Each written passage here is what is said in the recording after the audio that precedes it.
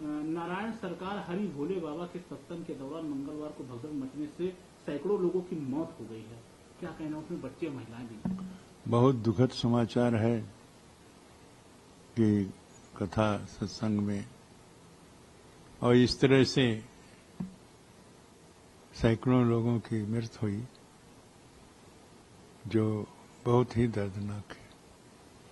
पहले तो बात यह है कि जहाँ की कथा होती है वहाँ पर यह जानना चाहिए और देख करके निरीक्षण करना चाहिए कि आने जाने का जो रास्ता है वो ऐसा सकड़ा न हो। कोई घटना पर उनको जाने के लिए पूरा चौड़ा मार्ग हो।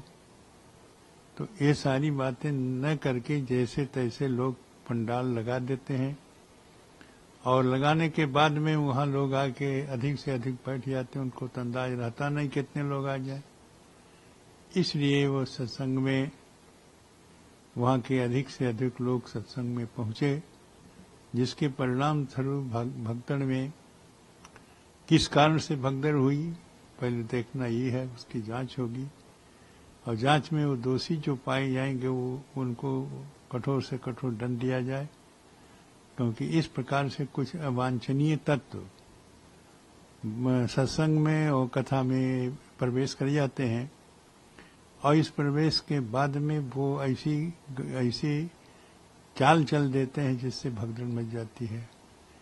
और उस डरावना चाल में भगदड़ मचने के बाद से लोग एक दूसरे के ऊपर गिर के मर जाते हैं। हाथरस में जैसी घटना हुई है वो बहुत दुखद है, बहुत कष्टदायी है और मैं समझता हूँ कि इसमें कोई चाल जरूर है, इसलिए उनको जांच करके तुरंत जो दंडनीय अपराध है किया है, जिसने किया है उन्हें दंड दिया जाए। और ये बहुत बड़ा अपराध है और ये बहुत कष्टदायी है, दुखदायी है।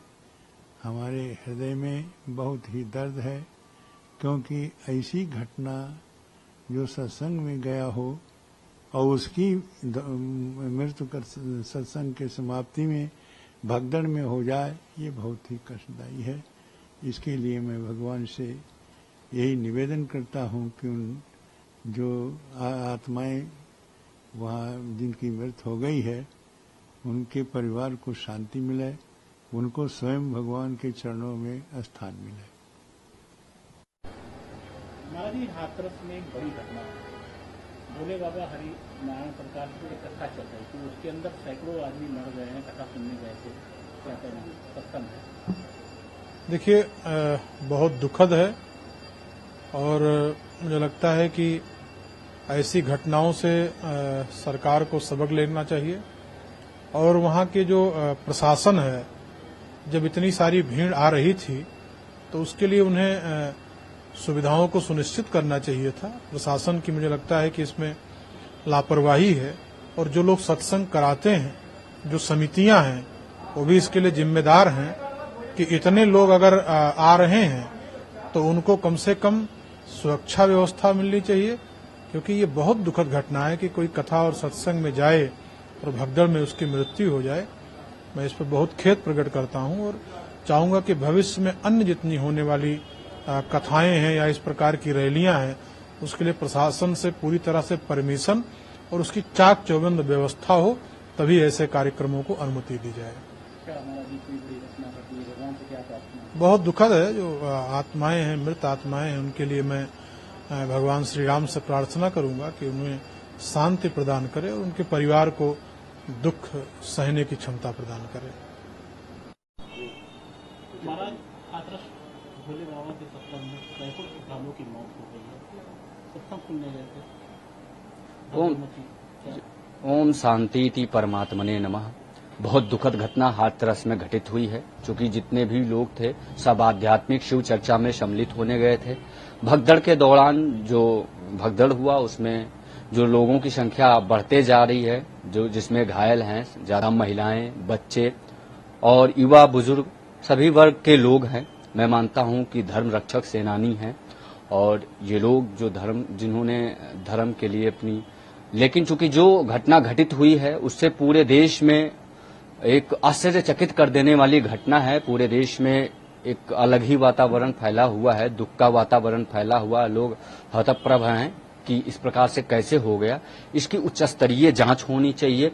साथ ही में जिन लोगों ने अपने परिवार गंवाए हैं, किसी बाप ने जो है अपने बेटे को गंवाया है, किसी बहन ने अपने पति को गंवाया है, किसी माँ ने अपने पुत्र को गंवाया है, उनके प्रति पूरी सच्ची भावभीनी श्रद्धांजलि उन महापुरुषों को जिन्होंने अपने प्राणों को आहूत किया है।